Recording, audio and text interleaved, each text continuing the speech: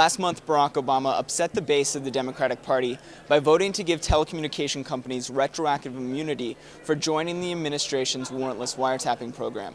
Here at Netroots Nation, a gathering of progressive bloggers and liberal online activists, the issue is still on people's minds. In fact, the first mainstream coverage of the event was from a writer at the Wall Street Journal, which quoted Per Augmenta from the Democratic National Committee, teaching organizers how to respond to Democrats who were upset by Obama's vote, suggesting that they say it was, quote, a bad bill, but there were things in the bill worth fighting for.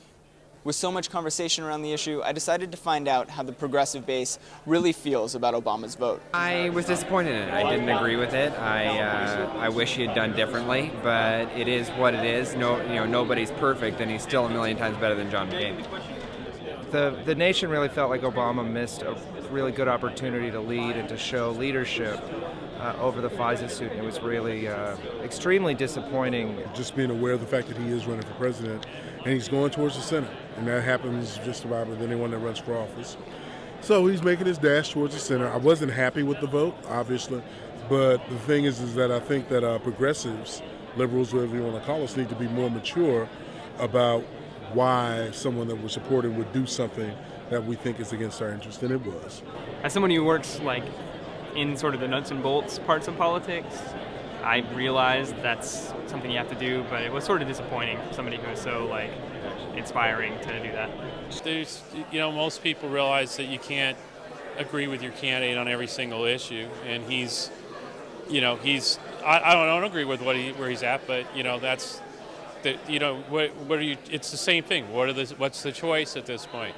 So it's political reality, and people have to understand that political reality is going to exist, whether it's Barack Obama or anybody. I mean, they're not going to take the same. You can't dictate every single one of your positions on one candidate. I mean, there's millions of us. If we did that, we can't have our personal guy for president. So you gotta, we all try to push our candidates in the right direction. Most of the time he's there, we'll have a bigger impact on him when he's president, I think. As Trippy suggests, most bloggers here are begrudgingly giving Obama the benefit of the doubt. I think I've been around the campaign trail a couple times, and I think the way people act as a candidate and the way they act as a politician are usually quite different.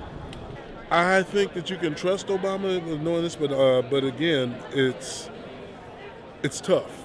It's not, it's almost like if you catch your girlfriend not cheating, but flirting with somebody, your imagination will do more things than she actually did. And I think that's what we're dealing with Obama. The love affair is still there, but it's like, baby, you ain't as, you can't wear white on our wedding day, And that's the situation that we're dealing with Obama, man. I've given his campaign money and support, and definitely was part of the sort of online effort and signing on to the various petitions and that kind of thing to try and get him to change course. So he didn't lose my support, I guess, because I think the stakes are too high on too many issues right now. But I certainly wasn't happy with it, and it was something that made me think twice about supporting him. Some people consider it a flip-flop. I just consider it political expediency.